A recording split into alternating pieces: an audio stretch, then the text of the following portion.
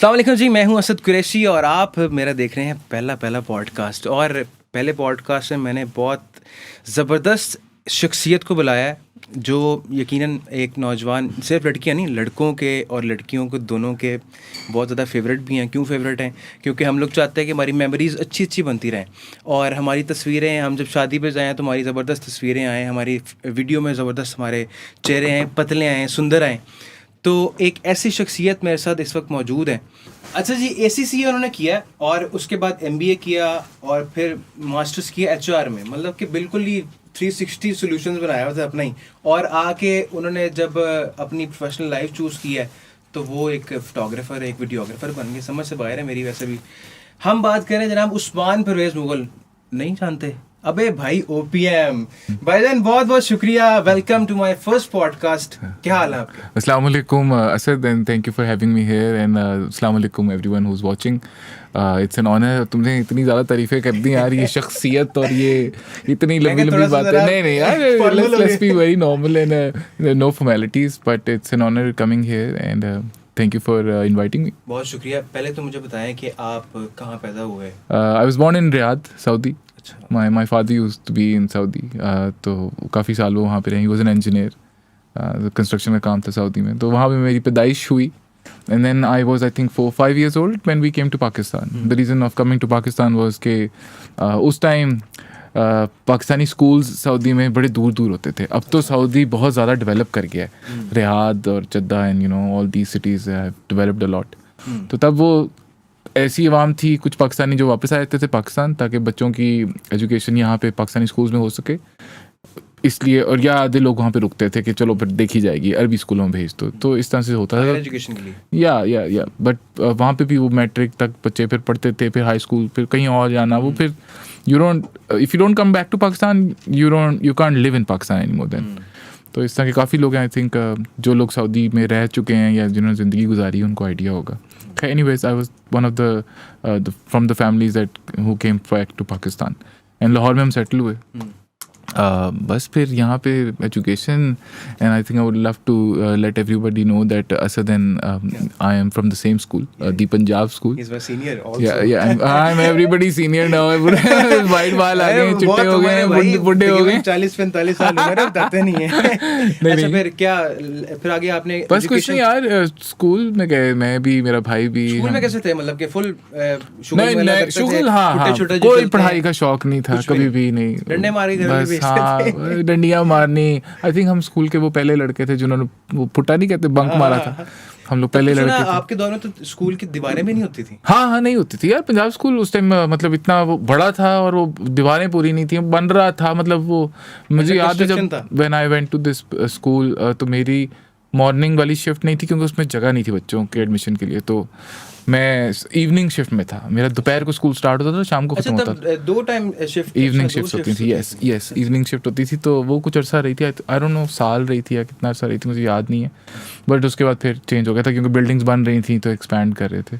So that's how it started and I did my schooling from Punjab school. ACCA का शौक, आपने तो कई इंटरव्यूज में कहा कि मुझे तो बचपन से अम्मी का कैमरा मैंने पकड़ लिया, फोटोग्राफी शुरू कर दी। या my mom used to sketch very beautifully.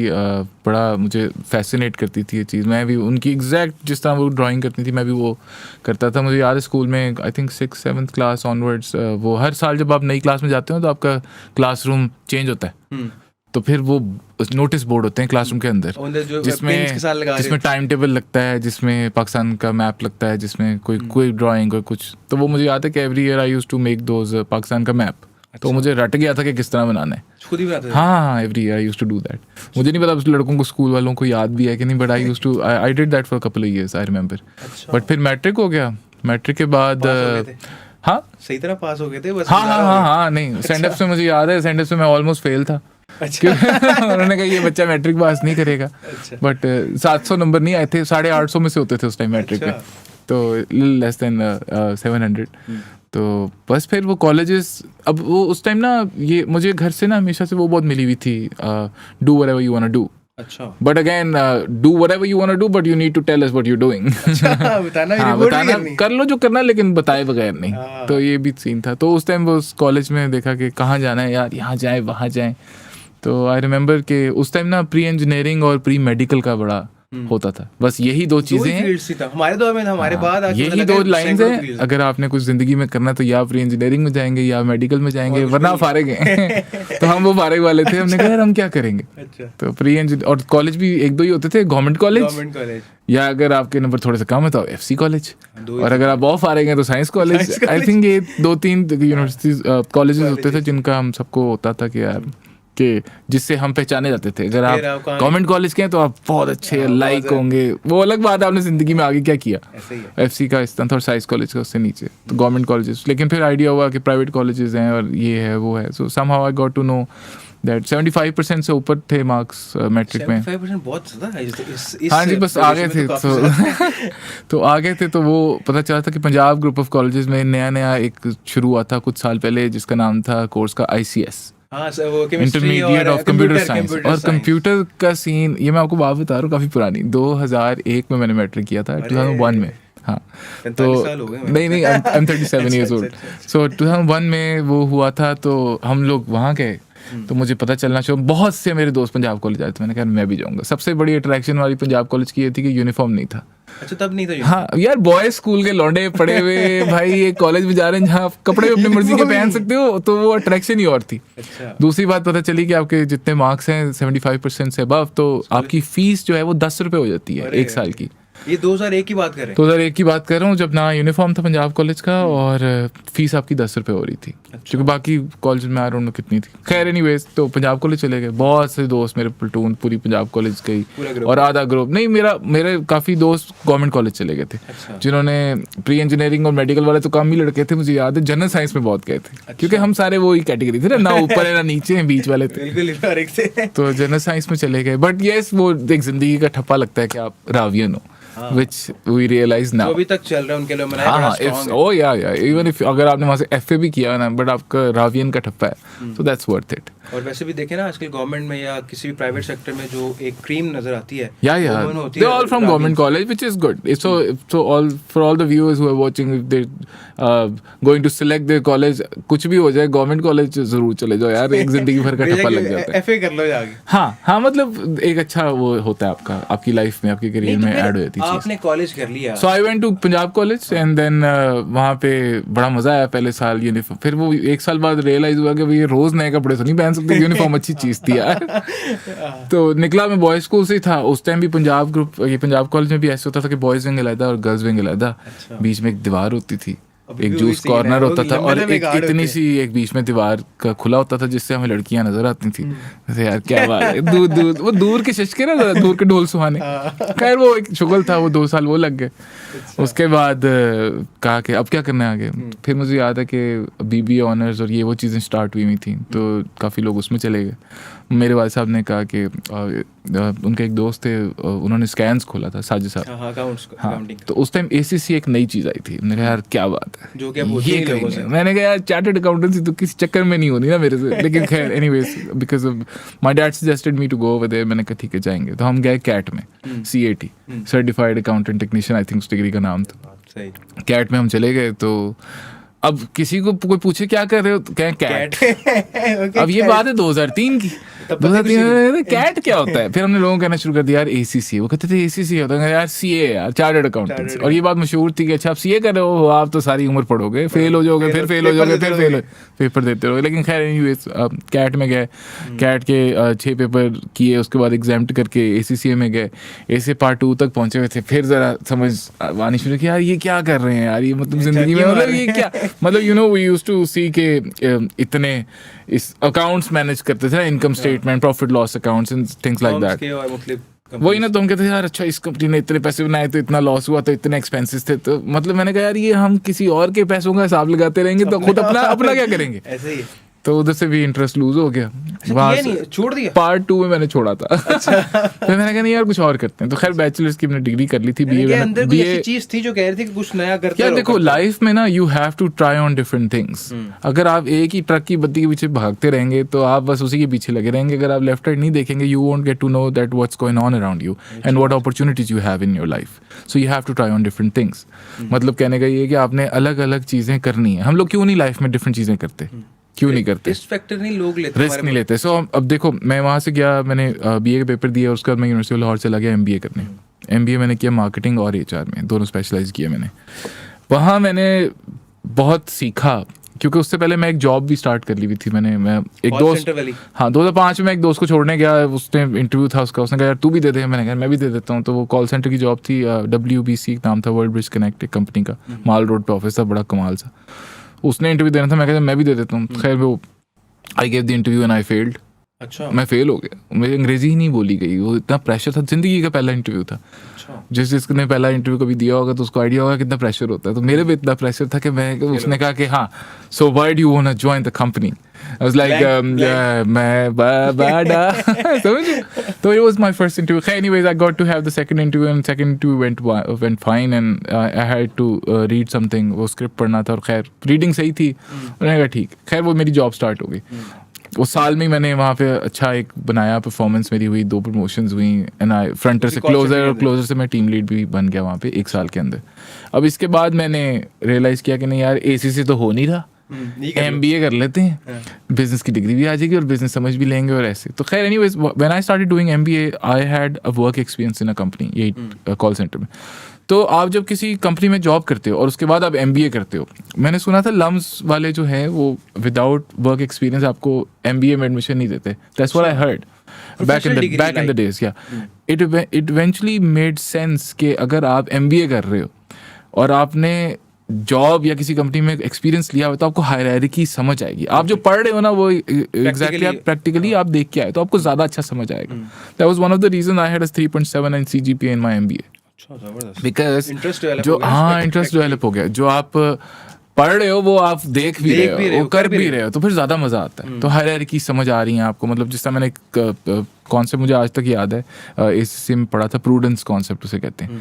Prudence concept क्या होता है कि अगर आपने एक कंपनी बनाई है और आपने उसका पहले फिजिबिलिटी रिपोर्ट बनाई है कि यार मैं ये करूँगा, मैं इतना टाइम लगाऊंगा, मैं इतने पैसे लगाऊंगा, या कोई कैमराज का काम है, मैं ये कैमरा लूंगा, मैं ये लेंस लूंगा और फिर मैं ऐसे करूंगा तो फिर मैं इतने पैसे बना लूंगा, ठीक है। तो उसमें एक दूसरी तरफ आप ये भी लिखते हैं कि अगर ऐसे हो गया, चोरी हो गई, आग लग गई, पानी में लग गया, डूब गया कुछ, तो नुकसान कितना हो। So prudence concept is basically realising the losses in your projection for the company या कुछ भी। अगर आप कोई काम करने लगे और आपको लगता है ये लॉस हो जाएगा तो लॉस आपने पहले लिख लेना है। अच्छा, कि ये हो सकता है। और प्रॉफिट अगर आपको लगता है ये हो सकता है, आपने तब तक नहीं लिखना जब तक आपको प्रॉफिट हो नहीं जाएगा। That's called the prudence concept. ये हम सब प्रैक्टिकली करते हैं बट हमें टर्म नहीं ना पता।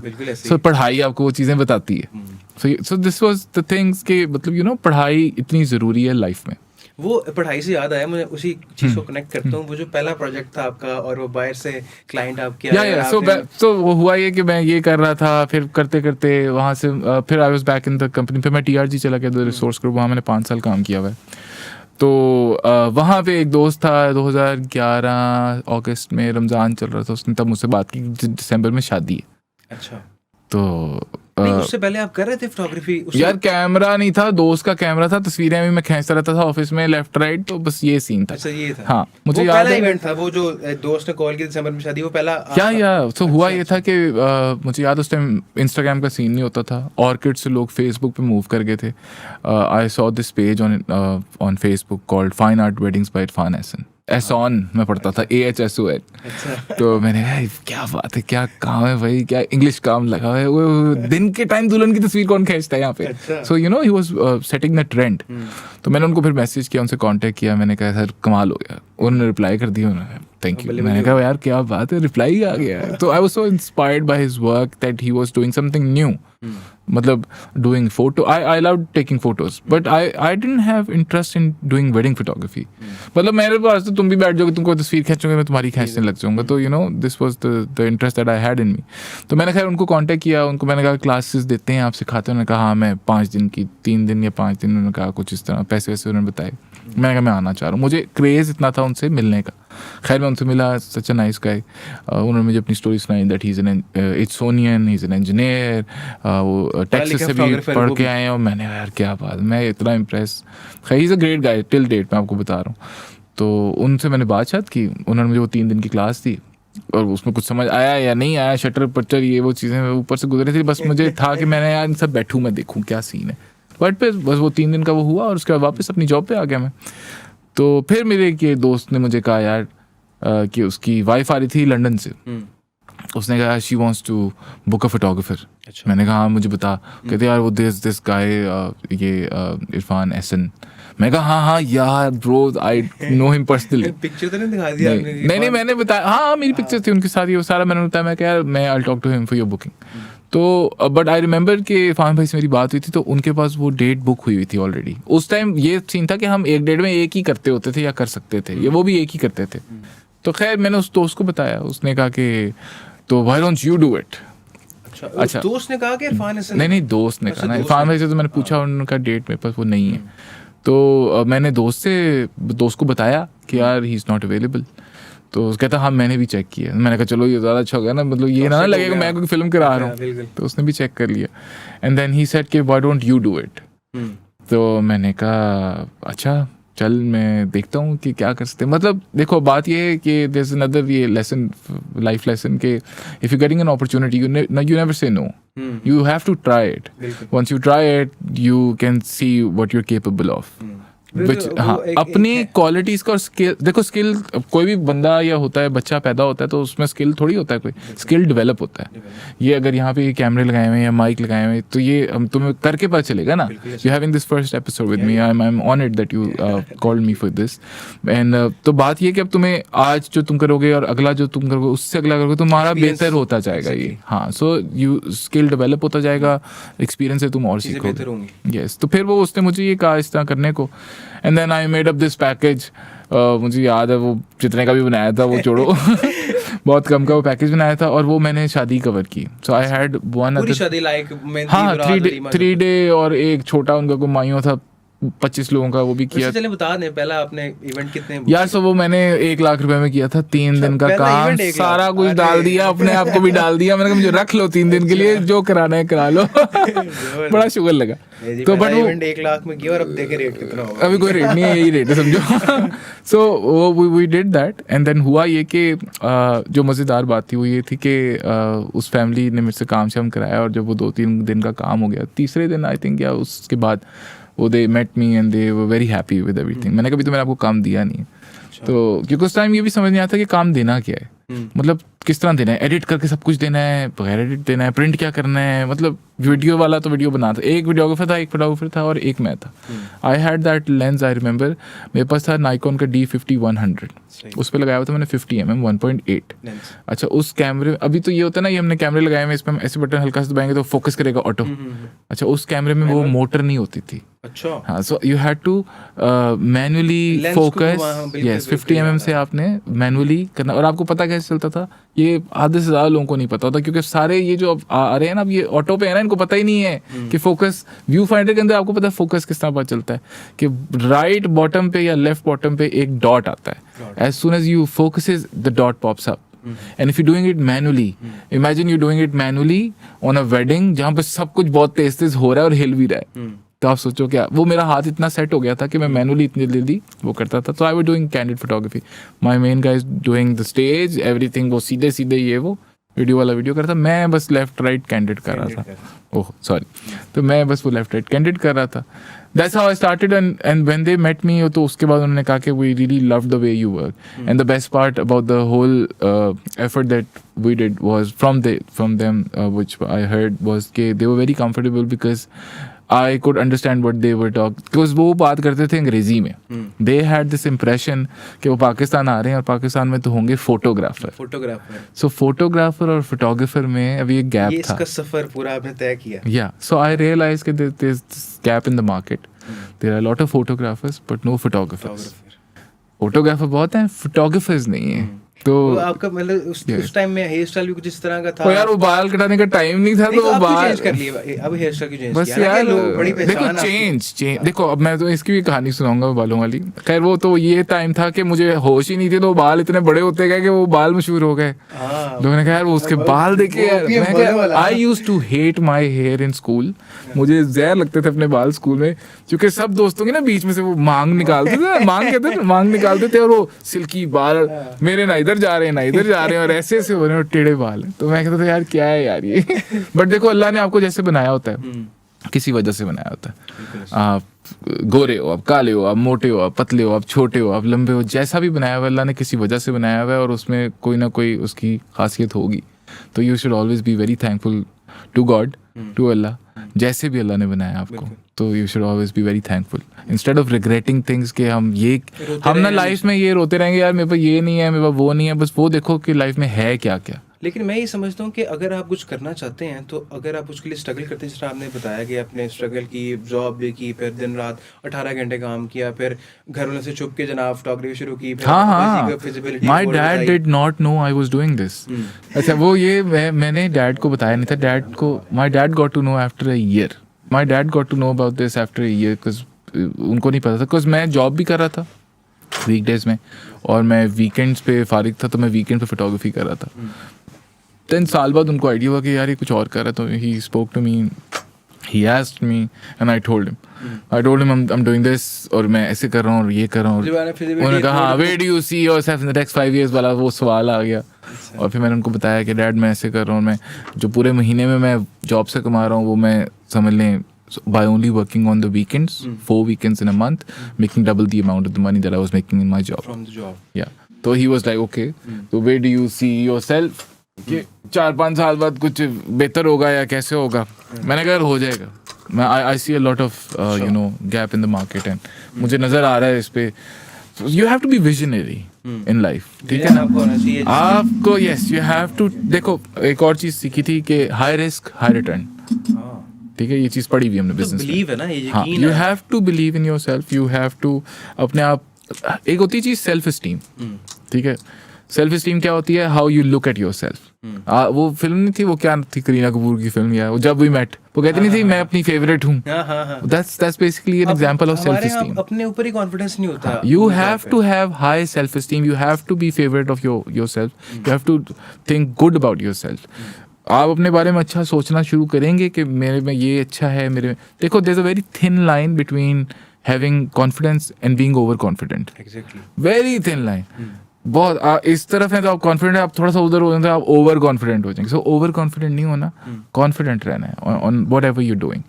मैंने शुरू में मेरा बड़ा शुगल लगा है। मेरे बाल वो उस तरह से थे, मैं इवेंट पे जाता था, वो छोटे छोटे बच्चे आते थे, हाँ ये क्या है जोकर और पता नहीं क्या क्या कह देना। मैं कोई बात नहीं, लेकिन काम कर बिल्कुल रिलैक्स हो गए चीजों को जो है ना वो ब्रो। सेल्फ कंट्रोल बड़ा जरूरी है लाइफ में। अच्छा, आजकल ना हमारे यहाँ बड़ा होता है कि शादी, लेट्स पुट शादी, आपका जो है ना वो सारा कुछ लिंक भी शादी के साथ है। हाँ। अच्छा, यहाँ पे लोग शादी नहीं करते भाई जब तक हम बिलियनियर हो जाएंगे, मिलियनियर हो जाएंगे, हमारे पास ये प्लाजा आ जाएगा, फलाना आ जाएगा। हाँ। आपकी स्टोरी कुछ अलग सी है। शादी तो आप ये जॉब ही नहीं थी, ये ना कुछ भी नहीं था। ये कॉन्सेप्ट गलत है। या so basically I got sick back in 2008।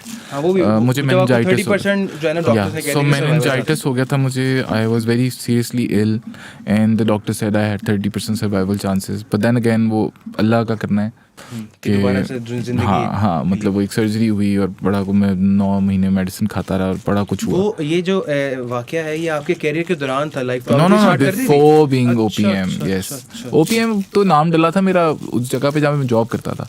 Sales department में थे, सेलें मारते थे, वो बोर्ड पे लिखते थे नाम मेरा थोड़ा लंबा था तो उन्होंने हाँ उस्मान परवेज मुगल को ओपीएम कहना शुरू कर दिया और लिखना शुरू कर दिया। तो वहाँ से मेरा नाम डला था। But this all happened after I got sick and मतलब उस रिकवरी के बाद मैंने जब दोबारा जॉब स्टार्ट की तो 2011 में ही मैंने जॉब दोबारा स्टार्ट की और 11 दिसंबर में मैंने ये काम स्टार्ट किया और 12 में ये काम अच्छा चल पड़ा था मेरा। अच्छा, सोशल वर्किंग की तरफ आए तो मैंने काफ़ी आपके क्लिप्स भी देखे। एक सिंगर था जो लाइक एक अल्लाह चौक के डॉक्टर हॉस्पिटल के ऊपर बड़ी खूबसूरत आवाज़ उसकी थी और मुख्तलिफ चैनल्स पे भी आपके ज़रिए वो आया भी। तो ये भी मैंने देखा है कि आपके अंदर बिल्ड इन शायद किसी की मदद करना, क्योंकि सेल्फ मेड जो बंदा होता है। I feel very good, I feel very nice अल्हम्दुलिल्लाह कि अगर if I can be a way, अगर मैं किसी के सक्सेस का ज़रिया या छोटा सा पार्ट बन सकूं। वो हुआ ये था, वो छोटी सी स्टोरी है। गुजर रहा था मैं यहाँ से डॉक्टर हॉस्पिटल के पास से, तो नहीं डॉक्टर हॉस्पिटल के पास नहीं, मैं नहर पे था। मेरे एक दोस्त डॉक्टर हॉस्पिटल के पास से गुजर रहा था, उमर नाम है उसका। तो वाह थैंक यू। तो वो गुजरा था और उसने एक वीडियो बनाई एक वाइपर बेचने वाले की। उसने कहा यार ये देखो यार ये क्या गाना गाता है। अच्छा। ओ मैंने कहा किधर है ये? अच्छा मुझे गाना सुनने का ना बड़ा शौक है, मतलब कोई भी इस तरह से जो होते हैं ना, मुझे मतलब वो जो नहीं होते जो क्या उन्हें कहते हैं, हारमोनियम? नहीं यार, ये जो सड़कों पे बैठे होते हैं या कहीं पे भी बैठ के वो गाना मरासी जिनको कहते हैं, मुझे बड़े पसंद है। ठीक है, मुझे गाना सुनना उनका बड़ा अच्छा लगता है। तो खैर वो वीडियो मैंने देखी तो मैंने उससे पूछा कि कहाँ है, उसने कहा डॉक्टर हॉस्पिटल वाले चौक पे। मैं लकीली नहर पे क्रॉस कर रहा था तो मैं आ गया गाड़ी मोड़ के मैं आया हूँ। उसको मैंने देख लिया, मैंने पहचान लिया, तो मैंने उसको हॉर्न दिया, मैंने आ गया वो। मैं कहता है हाँ जी भाईजान वाइपर। मैं कहा गाने से नहीं गाता तू? कहता है हाँ जी अभी वो एक था है भाई वो वैसे वैसे। मैंने कहा चल मुझे गाना सुना। तो वो मेरी तरफ आया, मैंने गाड़ी मोड़ी, मैंने उसको खड़ा किया, मैंने कहा चल गाना सुन। उसने गाना गाया, ओ माय गॉड यार वो क्या गाना था। मैं वीडियो बना रहा था तो मैंने उसको कुछ दिया और मैंने कहा चल खुश रहे, अल्लाह खैर रखे तेरी यार, अल्लाह तेरे काम में बरकत डाले जो भी। क्योंकि यार ये लोग वो होते हैं, ये बड़े हैंड टू माउथ लोग होते हैं। जो दिन में कमाना है रात को वही खाना है, अगले दिन का फिर नहीं पता, फिर दोबारा से जाना। मतलब ये उस तरह के लोग हैं जो 1500 2000 3000 5000 रुपया पर मंथ कमरे का रेंट दे रहे होते हैं। इस तरह के लोग, और इस तरह के बहुत लोग हैं। बात ये था मतलब इस बात का मकसद ये था कि अगर उसके पास एक स्किल है, और यहाँ पे प्लेटफॉर्म की बड़ी कमी है, ठीक है, बहुत स्किल्ड लोग होते हैं और प्लेटफॉर्म नहीं होते उनके पास। तो हम उनको प्लेटफॉर्म अगर हेल्प कर सकते हैं कोई प्लेटफॉर्म देने में तो हमें करना चाहिए। आई थिंक आजकल के ज़माने में, आजकल के टाइम में सबसे बड़ा platform is social media and it's very powerful. This is all I had. तो मैंने उसकी वो वीडियो बना के मैंने लगा दी और मैंने लिख दिया उस पर, मैंने कहा if anybody wants to help him, if anybody wants to listen to him, this is वो क्या जैज़ कैश का नंबर। मैंने किसी ने हेल्प करनी है तो खैर वो लोगों ने उसको हेल्प कर दी। एंड देन आई थिंक उसको कॉलेज वाले आनी शुरू हो गई। उसको भी आइडिया नहीं था, उसका नंबर मैंने ले लिया था। अच्छा। और मैंने अपना नंबर दिया नहीं था। उसको वो इतना अनपढ़ था यार, उसको नंबर सेव करना नहीं आता था। उसको नंबर अगर सेव हुआ नाम लिखा हो उसको पढ़ना भी नहीं आता। अच्छा। हाँ, this is the literacy rate in our country. तो खैर एनीवेज मेरा वो था उसको हेल्प करने का। वो वीडियो लगा दी, वीडियो हमने लगाई है और वो वीडियो वायरल हो गई, और वो बहुत ज़्यादा वायरल हो गई। पता नहीं किसने, इमरान, अशरफ और जुल्फ़ी कोक स्टूडियो वाले, और पता नहीं किसने शेयर कर दिया और कहाँ से मुझे फ़ोन आ गया। तो इफ़ आई कैन बी ज़रिया किसी की सक्सेस। उसकी आवाज़ बड़ी कमाल थी वैसे, A+ पे भी उसने आके गाया है। देखो यार ये कमाल आवाज़ों वाले जो होते हैं ना, ये दुखी लोग होते हैं, दुख इनके दिल। हाँ, ये जिसको कभी कोई गम नहीं लगा शायद वो गा नहीं सकता। तो जो अच्छे गाने वाले हैं उनको कोई ना कोई गम है, और खैर गम तो सबको ही होता है। अच्छा, वो कीनिया वाली स्टोरी बताएं। कीनिया पाकिस्तान के आप वाहिद फोटोग्राफर थे जो कीनिया में वाइल्ड लाइफ फोटोग्राफी। नहीं, not the only Pakistani. Nikon ने चूज किया। So basically Nikon is a brand. You are right now the ambassador. Yeah, one of the brand ambassadors for Nikon Pakistan. Yes, Z7 उन्होंने जब launch किया था तब। तो बात ये है कि उन्होंने 2016 आई think I did my first wedding in New York. वहाँ से स्टार्ट हुआ था सफ़र 16। हाँ, बाहर का जो काम मैंने करना शुरू किया। तो 17 में आई थिंक दिस वॉज 17 में मुझे वो 16 के एंड पे उन्होंने मुझे कहा, 16 अप्रैल में मैं न्यूयॉर्क गया था। उसके बाद अगस्त में बात शुरू हुई तो नाइक उन्होंने कहा कि इस तरह हम लोग we selecting around 15 people from Pakistan and we want to take them to Kenya. Nairobi से आगे मसाई मारा एक जगह वाइल्ड है, वो लायन किंग फिल्म देखी होगी सबने, बिल्कुल उसी तरह का जंगल है, और दूर दूर पहाड़ और दूर दूर दरख्त। वो इतने दरख्त लगते हैं, वो होते बहुत ऊंचे हैं, और ऊपर से उनके मतलब बड़ा मज़ेदार सीन था। खैर वो I got selected for that, was a paid trip by Nikon, was an amazing trip. They took us from Pakistan to, उन्होंने पाकिस्तान से आई थिंक सिंगापुर से, जापान से, इधर उधर से लोग आए थे, कोई 15-16 लोग थे। अच्छा, सारे फोटोग्राफर्स थे? सब फोटोग्राफर्स थे। I was the only wedding photographer from Lahore. या बाकी they had people from Karachi.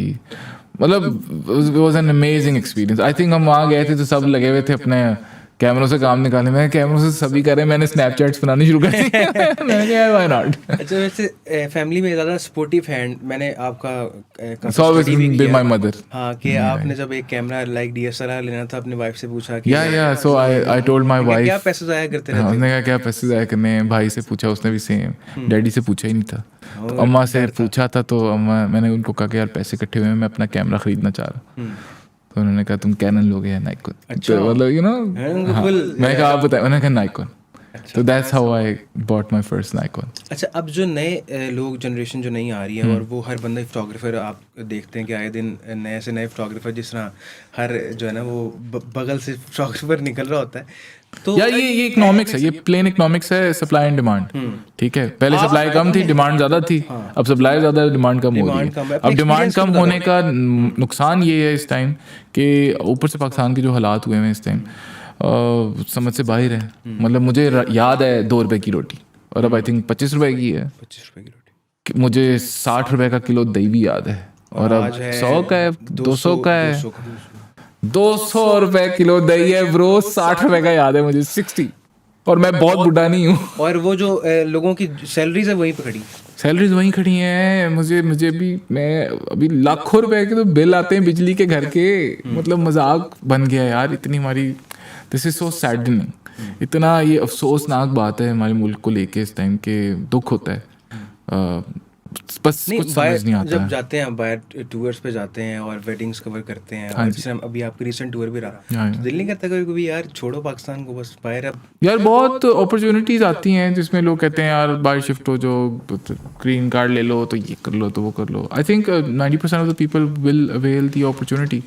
I might do this too, but पता नहीं, दिल नहीं मानता यार। मेरी फैमिली इधर है, मैं घर बार इधर है, मेरे काम डैड की ग्रेव इधर है। My dad passed away in 2014, my sister passed away in 2005 because of cancer. I go on their graves every Friday.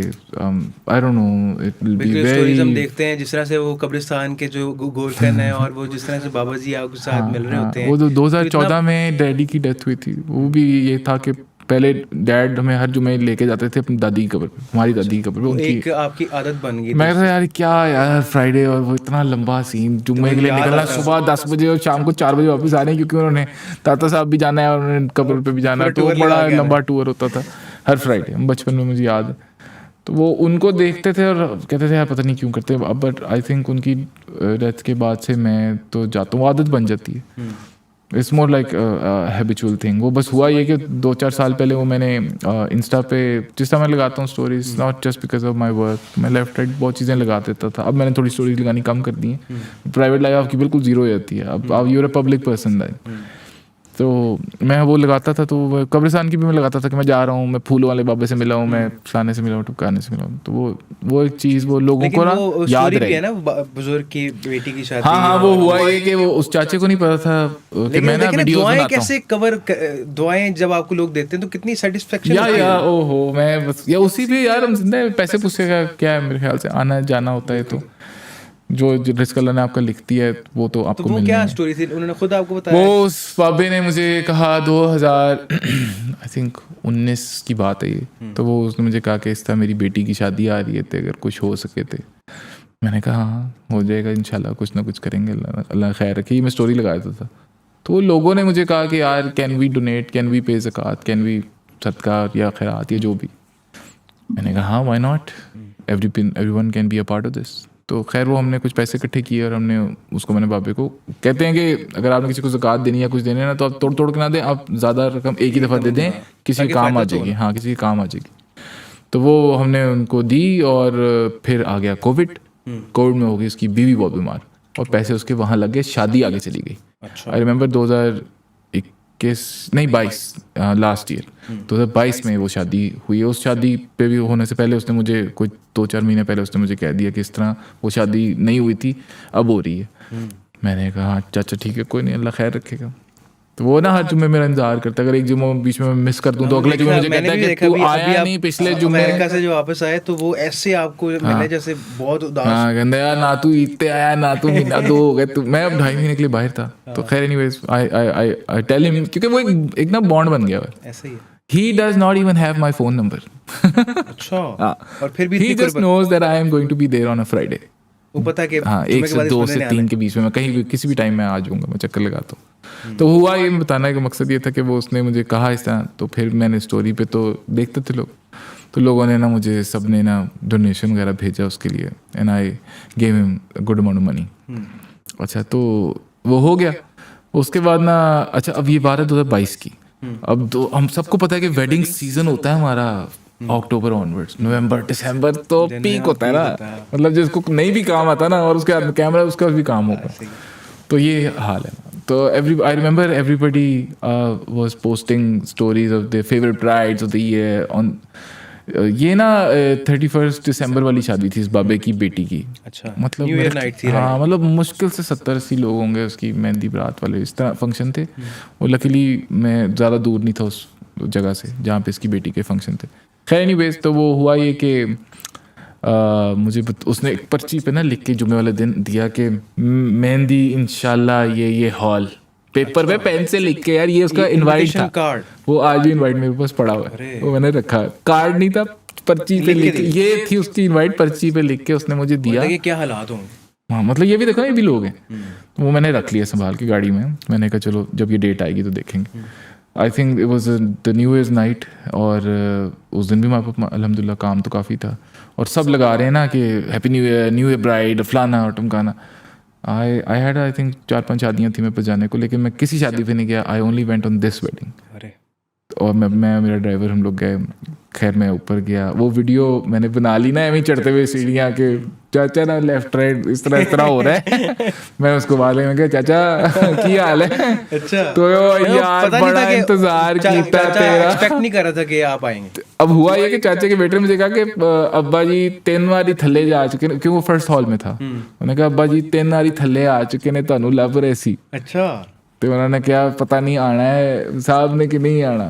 मैं कहा नहीं, मैंने कहा था मैं आऊँगा। तो मैं I met him, I made that video बड़ी क्विकली कि बस मैं मिल रहा हूँ उससे, और वो कह रहा है यार बड़ा इंतजार किया तेरा तेरा मेरा करता है वो, मतलब क्या यार कोई फर्क नहीं पड़ता। तो फिर वो वीडियो मैंने बना ली, एंड देन यू नो वहाँ पे रुका थोड़ी देर, मैं रोटी खा ज़बरदस्ती, मैं थोड़ा सा कुछ खाना खाया, उसके साथ तस्वीरें कराई, और मैंने वो स्टोरी पे लगा दी, और मैं आ गया वापस। मैं किसी और शादी पे नहीं गया था। तो मेरी मैनेजर है, my more like family to me, Rimsha उसका नाम है। रिमशा ने मुझे कहा कि उस्मान भाई ये पोस्ट लगाए, और मैं कहा नहीं यार वो लोग ना पता नहीं क्या लोग कहेंगे, नहीं क्या शो ऑफ कर रहे हैं हम। यहाँ पे ये भी बहुत है ना, आप किसी की हेल्प कर दो दिखा के, तो वो कहते हैं आप दिखावा कर रहे हो, हालांकि आप कर रहे होते हैं कि उसकी और को मदद करना चाहते हैं। ओनली रीजन, अब मैं वो लगाता था ना स्टोरीज के मैं उसकी हेल्प कर रहा हूँ, उसका मकसद ये होता था कि यार अगर तुम देख रहे हो ना, या ये देख रहे हैं या वो देख रहे हैं, तो ये भी कहेंगे यार हम उस्मान भाई को पूछ लेते हैं, इसकी हेल्प हम कर सकते हैं, क्योंकि उनको मेरे पे इतना ट्रस्ट होगा कि वो ये जिसको मैं देख रहा हूँ कि वो मतलब स्टिल यू नो डिजर्विंग है। यस, सो यहाँ पे हर लोग डोनेट करना चाहते हैं, लेकिन मेहनत नहीं करना चाहते ना, कि ढूंढना नहीं चाहते। हम यहाँ चौक पे किसी को मांगते हुए देखेंगे, हम अपनी तरफ से 100 रुपये उसको या 10 रुपये उसको दे देंगे और कहेंगे भाई मेरी तरफ से हो गया सदका। आप ये नहीं देखोगे कि क्या वो डिजर्विंग है, क्योंकि हमारी सोसाइटी में इतने लोग हैं जो डिजर्विंग है, वाइट कॉलर लोग हैं यार, जो मांगते नहीं है और उनको जरूरत है। You have to look around, you have to find the right people. यकीन करें, ऐसे लोगों को मैंने मरते हुए देखा है कि उन्होंने किसी के आगे हाथ नहीं फैलाए और किसी से मांगा नहीं है, उन्होंने अपने को बीमार कर लिया और चले गए। ये इस तरह के लोग ढूंढने चाहिए, हमें सोसाइटी में ढूंढने चाहिए। ढूंढे बगैर अपनी तरफ से आप दे दो बस ठीक है मेरा हो गया बस। लेकिन वो भी गलत है ना कि आप उस बंदे तक पहुंच नहीं पा रहे कि जो वो रकम डिजर्व करता है। आप दे रहे हैं एक प्रोफेशनल, जो लोग आप फिर रहे होते हैं। हाँ, तो बस ये इस चीज से ना मुझे डर लगता था कि लोग ना हम लोग तो जजमेंटल है ना सारे, हम उसने क्या पहना हुआ है, क्यों पहना हुआ है, ये इस गाड़ी में वो कहाँ से आएगा, तो हम जजमेंटल। अच्छा, हम किसी की खुशी में खुश नहीं होते, ये अमूमी हमारा एक कल्चर है। जो हमारे इस्लाम में चीजें हैं ना वो सारी अडॉप्ट कर ली हैं गोरों ने, और जो हमें नहीं करनी चाहिए वो करते हैं। हमने अपना यूरोप बनाया हुआ है यहाँ पे। तो खैर नहीं, वैसे तो वो पोस्ट हमने लगा दी इंस्टाग्राम पे, उसने रिमशा ने निकाल के उसने कहा नहीं ये फीड पे लगाएं और लिखें जो लिखना है आपने। मैंने कहा अच्छा, तो फिर मैंने उस पर कैप्शन लिखी, मैंने कहा I was waiting for the new year night and everybody was posting about things they did in the year 2000। तो मेरे लिए 2022 का मोमेंट ऑफ द ईयर यही था कि मैं I had promised this guy, and I know a lot of people who see the stories on Friday, every Friday, जो इस चीज़ की, और काफ़ी लोगों ने फाइनेंशियली हेल्प की। तो मैं सिर्फ इस शादी पे इसलिए चला गया था ताकि लोगों को यकीन आ जाए कि वो पैसे सही जगह गए। बिल्कुल बिल्कुल। तो आई पोस्टेड दैट, और एंड वो अब यूजुअली हमारे क्या 4-5 हज़ार लाइक आ जाते हैं आई थिंक पोस्ट पे, और उस पर ठीक ठाक रीच उस पे आई थिंक 40-50 हज़ार लाइक आए थे और पता नहीं कितने हज़ारों कमेंट्स, और कोई एक कमेंट ऐसा नहीं था कि किसी ने कहा यार तुमने शो मारी है। किया लाइक। हाँ, तो I was very happy and I was satisfied. वो बाबे को नहीं पता कि उसकी पोस्ट किधर लगी। वो कभी कभी कोई लोग उसको मिलते हैं वहाँ पे, कहते तू बड़ा मशहूर है, तू इंस्टाग्राम, तो कहते पता नहीं की इंस्टा है क्या, फेसबुक तो क्या, स्नैपचैट तो किसी को समझ ही नहीं है। लेकिन बस एक ऐसा बॉन्ड, तो इस तरह ना लोगों, we have to look around, लोगों की हेल्प करनी चाहिए। उस्मान परवेज से ओपीएम तक का सफर, और पहला इवेंट 1 लाख में बुक किया, कितने कमा लेते हैं हम? यार ये कोई मैं तो बताऊं, देखो बात ये है कि 2011 में, वैसे ये इसका जवाब हर कोई इस तरह देता है, बस अच्छे कमा लेता हूँ, गुजारा हो देखो जाता है। अच्छे कमाए या बुरे कमाए, मैं आपको बताऊं, अगर मैं आपको कहूं मैं उस टाइम 10 आप रुपए कमाता सेटिस्फाई हैं अपने काम से? काम अपनी से earning से तो satisfied देखो यार, कभी भी आप फुली सेटिस्फाइड अपनी किसी भी चीज़ से नहीं हो सकते। अगर आप सेटिस्फाइड हो जाओगे किसी भी चीज़ से तो आगे फिर नहीं आप प्रोग्रेस नहीं कर सकते। आगे मेहनत नहीं करोगे कुछ और करने के लिए, डाइवर्सिफिकेशन नहीं लाओगे काम में, और बड़ी चीज़ें जिस तरह हम पहले काम करते थे उस तरह हम अब काम नहीं करते। अगर मुझे याद है कि जब पहला मेरा कैमरा था 67,500 का, अच्छा। D5100, मुझे याद है। और वो आपने अपने एंड आई पॉकेट थिंक में से अब लिया था? हाँ घर से तो 1 रुपया नहीं लिया था। और अब ऐसा है कि आई थिंक ये मिररलेस कैमरे आ गए हैं, और अब Z67 I don't know 5-5 lakh रुपए का है। तो अगर मैं आपको कहूँ कि मैं उस टाइम 10 रुपये कमाता था और अब मैं 100 रुपये कमाता हूँ, तो इट वोंट बी जस्टिफाइड। आप ये नहीं कह सकते अच्छा अब आप इतना ज़्यादा कमाते, नहीं, आप ये देखें अब एक्सपेंस कितना ज़्यादा है। अभी आपने स्टोरी भी लगाई ना, रोटी 2 रुपए की थी और अब 25 रुपए की है, तो कितना फर्क आ गया। दही भी। तो अगर अब आप मांगने वाले को 10 रुपए देते ना, तो वो शक्ल देखता है कि वो 30 रुपए आपको देता है भाई, ये जोक 50 पूरा कर लेना। हाँ, तो ये मसला है। तो आप मतलब कि आपने जो अभी तक काम किया है, आप काम से सेटिस्फाई हैं कि मैं जो काम कर रहा हूँ दी बेस्ट कर रहा हूँ, अपना इनोवेशन लेके आ रहा हूँ? और कोशिश है यार, मैं I never called my self at the क्योंकि टॉप। बहुत सारे मैंने देखे फोटोग्राफर्स और वीडियोग्राफर जो अब आ रहे हैं, आप उनके रोल मॉडल भी हैं अगर देखा तो अल्लाह इज्जत देने वाला है। बिल्कुल ऐसा ही है। अगर अपनी एक नीयत से काम करते हैं, उनके लिए कोई मैसेज देना चाहें, लाइक जो हमारे बशमूल मेरे कभी कभी ख्याल आता है कि यार दिन रात को आप कोई वीडियो अपलोड करें, सुबह 1 करोड़ आ जाए। एक चीज़ नहीं ऐसा नहीं होता, और एक चीज़ थी जो पहले नहीं होती थी और अब बहुत ज़्यादा होती है। मैं किसी का भी नाम नहीं लूँगा, लेकिन ये पहले ही होता था कि यार एक शादी पे एक फोटोग्राफर की टीम होती थी, या कोई बहुत बड़ी शादी है तो 2 होते थे। एक साइड से हम होते थे, दुल्हन साइड से या दूल्हे साइड से, और दूसरी साइड से कोई और होता था photographer. That was the maximum thing which used to be seen on any event. But पिछले कुछ अरसे में एक शादी पे 5-5 फोटोग्राफर्स की टीम आई होती है। अच्छा, that's insane। मतलब you know उसमें क्वालिटी तो काम की निकल ही नहीं ना सकती। बाहर के मुल्क में जो आप करते हो ना कोई किसी फोटोग्राफर को, वो तो कॉन्ट्रैक्ट में होता है कि the photographer has the right to own those photos. Client को हायरेज भी नहीं मिलती यार, यहाँ तो फिर बदमाशी है ना, मतलब फोटोग्राफर की तो इज्जत नहीं है। We were trying to make this image of photographers के ज़रा ना रिस्पेक्टेड, रिप्यूटेड, मतलब अच्छी सी एक चीज़ हो। लेकिन यहाँ पे बस वो बहुत सीन शुरू हो गया है ना। मतलब फॉर एग्जांपल अगर कोई एक फोटोग्राफर 10,000 रुपये लेता है, तो वही काम करने के लिए दूसरा फोटोग्राफर 2,000 रुपये भी गिर जाएगा, because he will be like यार मुझे 2,000 तो मिले, बेशक 100 रुपये बचे। क्यों? क्योंकि मुल्क के हालात ऐसे हैं। ऐसा ही है। तो उसकी वजह से ना मार्केट ऐसे हो रही है। कोई काम 10 लाख में भी बिक रहा है और वही काम 1 लाख में भी बिक रहा है। तो इसका हल क्या है? इसका हल कुछ है ही नहीं यार, ये तो कौम हमारी ऐसी है। देखो यार, मैं बताता हूँ, जब मैं वो बता रहा था ना कि 1 लाख रुपए हम चार्ज करते थे 3 दिन की फोटोग्राफी का, जब मैंने रेट बढ़ाने थे ना, तो there was this trick that I knew. मैंने कहा यार मैं रेट बढ़ाऊंगा तो तुम 10 लोग आ रहे हैं ना मेरे पास, उसमें से ये होगा कि 8 लोग चले गए। मैंने कहा बहुत महंगा है, दिमाग खराब है इसका। ठीक है, I was like okay no, but 2 family 2 clients रुक गए। मैंने कहा नहीं यार हमने कराना है। उससे क्या हुआ that you got a chance to prove yourself, to prove your work, to show the audience what you can do. ठीक है, तो उन 2 क्लाइंट्स की वजह से जो रेट बढ़ गया, वो हुआ है कि फिर बढ़े हुए रेट वाले ही क्लाइंट आए। So you set your self, your brand image your self. आप ही चीज़ 10 रुपये में भी बेच सकते हो, आप ही वो चीज़ 110 में भी बेच सकते हो। It depends on you. That's what we call making up a brand image. तो ब्रांड इमेज आप खुद बनाते हो। जूता बाटा का भी होता है और नाइकी का भी होता है। जिसने नाइकी लेना उसने नाइकी ही लेना है। आप अपने काम से रियलाइज करवाना है कि आप जो है ना वो इस लेवल के काम। ब्रांड इमेज जो है, नहीं ब्रांड इमेज की मैं बात कर रहा हूँ कि ब्रांड इमेज आपके अपने हाथ में होती है, आप कैसे बनाते हो। अच्छा, मुझे कोई ऐसा वाकया बताएं कि लेट्स सपोज अमूमन होते रहते होंगे कि शादी का आपने कंटेंट बनाया है तो कंटेंट डिलीट हार्ड ड्राइव हाँ, से हो हाँ, जाती है, यार वो और कोई तो- ऐसा कोई क्लाइंट जो आपके पीछे पड़ गया हो कि भाई मुझे ये दो वरना हमने केस कर दिया, अमूमी तौर पे चलता है यार वो बहुत कोई पहले ऐसा हुआ वाकया था, हो? बहुत पहले हुआ था, वो डाटा डिलीट हो गया, वो उस दुल्हन ने आई बेचारी, अच्छे लोग ही आते हैं मेरे पास तो, खैर वो बेचारी वो टप टप आंसू उसके रोने लग गए, तो मैंने खैर कहा मैं अब क्या कर सकते हैं यार। उसके बाद हमने रियलाइज़ किया कि that we have to have a contract that we need to sign from the client, जिस पे लिखा होगा कि इन केस, प्रैक्टिस सारा हाँ हाँ अब तो करते हैं, in case of data loss ये होगा, वो होगा, सारी पूरा क्लॉज है, तो कॉन्ट्रैक्ट हम साइन करवाते हैं, उसके बाद से हम सेफ हो गए। बट फिर भी हम कोशिश करते हैं कभी भी किसी का डाटा डिलीट ना हो, लेकिन हो जाता है, कार्ड करप्ट हो जाता है, आग लग जाए, पानी में डूब जाए, कुछ भी हो जाए, एक्सीडेंट हो जाए, इलेक्ट्रॉनिक बाइक, चीजें है ना, हाँ तो हो सकता है। तो अब जैसे ही कार्ड आता है we get it copied in a server and then in a computer, दो जगह कॉपी होता है, लेकिन हो सकता है, ये चीज़ इलेक्ट्रॉनिक है तो कुछ भी हो सकता है, ये कोई रोल तो है नहीं जो प्रिंट हो जाएंगे 33 तस्वीरें निकल आएंगी एक रोल में से, ऐसा तो सीन नहीं है। नए फोटोग्राफर्स आ रहे हैं, वो उनको एक ब्राइड थी, मुझे याद है, ये एक ब्राइड थी जिसका इस तरह इवेंट का हो गया था, तो हमने शूट की तस्वीरें उसको दे दी, इवेंट की फ़ोटोज़ उसकी डिलीट हो गई या फॉर्मेट हो गया, कुछ हो गया था, तो गलती मेरे से ये हो गई कि उसको मैंने बता दिया कि हम किस तरह से तस्वीरें तुम्हारी निकाल सकते, हमने वीडियो में से फ्रेम पॉज कर करके तस्वीरें निकाल ली, और तो लेकिन हम उसको बता चुके थे ना डाटा डिलीट हो गया हुआ, तो बस वो उसको फंस गई, उसने कहा नहीं ये वो नहीं है, अच्छा यार ये भी ले लो, पैसे भी ले लो वापस, जो करना ना बताते तो वो उस पे गुजारा हो जाता। हाँ हो जाना था। फिर एक और ब्राइड थी, उसने हमसे करवाया था, I don't remember the makeup artist,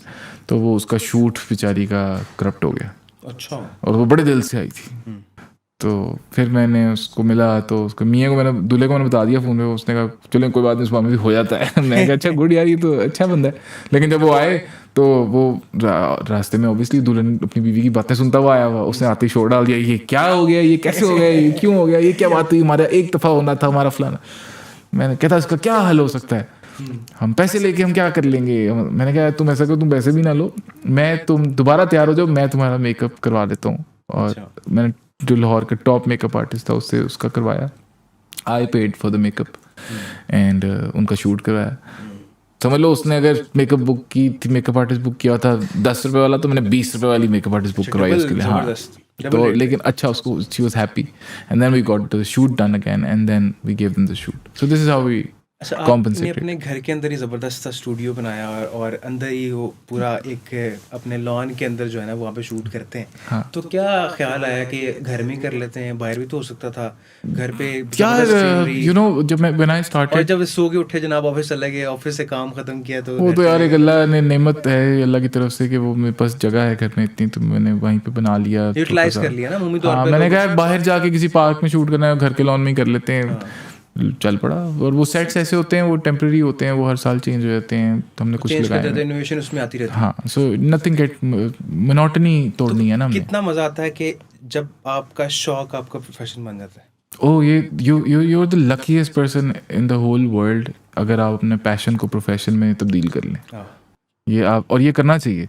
हम लोग यहाँ पे आप देखते हो ना कि वो डॉक्टर बन गए, एंड में गिटार पकड़ लिया, होता है ना ये ऐसे ही। तो क्यों यहाँ पे, क्योंकि बच्चों की काउंसलिंग ही नहीं होती, तो बच्चों की काउंसलिंग होनी चाहिए। अब तो खैर स्कूल्स बहुत एडवांस हो गए हैं, बड़ी डेवलपमेंट हो गई, अब तो बड़ा कुछ पूछते हैं, उसके हिसाब से बच्चों को डायरेक्ट करते हैं कि आप ज़िंदगी में ये कर लो, ज़िंदगी में वो करो।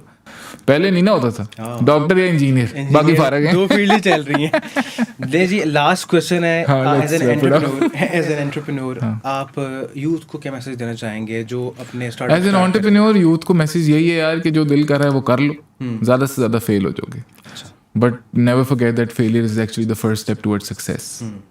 गिरोगे तो उठोगे ना, अगर गिरोगे नहीं तो पता ही नहीं चलेगा कि गिरने से दर्द कितना होता है, कितनी हुई, और उठोगे तो गिरना जरूरी है। बहुत बहुत शुक्रिया मानी भाई, thank you so much. This was the podcast with OPM, the famous photographer of Pakistan. जल्द आपकी खिदमत में एक नए पॉडकास्ट के साथ हाजिर होंगे, तब तक अल्लाह हाफिज़।